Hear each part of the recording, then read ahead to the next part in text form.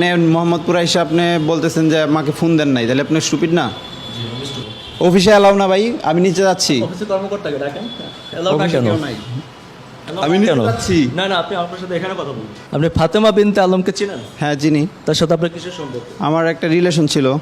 আপনি একটা হিন্দু ছেলে না? হ্যাঁ। আপনি একটা হিন্দু ছেলে হয় একটা মুসলমান মেয়ের ক্ষতি কেন করলেন? আরে বাবা, কেন করেছেন বলেন? কেন করেছেন? উনি কি আমার ওয়াইফ? হ্যাঁ? উনি কি আমার ওয়াইফ? আপনি তাকে ভোগ করছেন কেন? এই বুঝান আপনি কিছু। আস্তে আস্তে। আস্তে।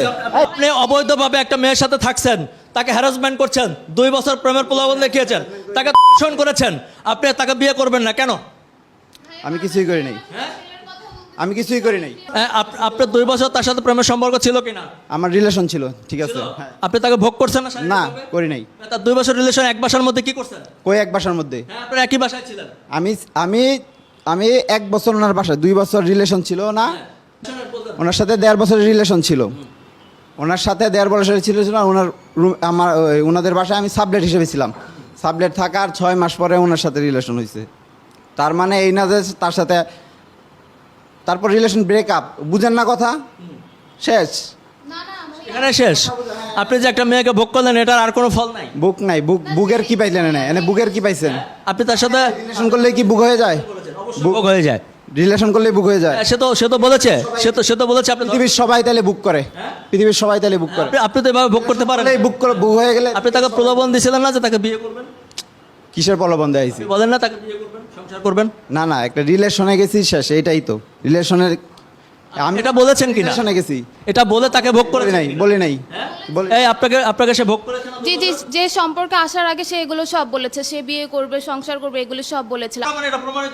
এই হচ্ছে খারাপ আপনি তাকে ধর্ষণ মেয়ে, করেছেন। খারাপ মেয়ে। সে খারাপ মেয়ে, সে খারাপ মেয়ে, আপনি তার কাছে গেলেন কেন? ওই আবার জানলে কেউ যায়? ওনার সাথে আমার সম্পর্ক ছিল না ওই সময়। সম্পর্ক না, এক ধরনের ফ্রেন্ড সিস্টেম ছিল আর কি, যে আমরা হচ্ছে ফ্রেন্ড। ফ্রেন্ড সিস্টেম, নতুন একটা system। এটা ফ্রেন্ড সিস্টেম না। দর্শক মণ্ডলী দেখেন, আমি আজকে একটা নতুন সিস্টেমের নাম শুনলাম, যেটা হচ্ছে ওই ফ্রেন্ড সিস্টেম। ফ্রেন্ড সিস্টেমে এই ব্যক্তি 2 বছর ধরে একটা মেয়েকে ধর্ষণ করেছে, ক্ষতি করার পরে আবার ফ্রেন্ড সিস্টেমে নতুন একটা সিস্টেমের নাম শুনলাম। ফ্রেন্ড সিস্টেম কি জানো ভাই, এটা একটু বলুন।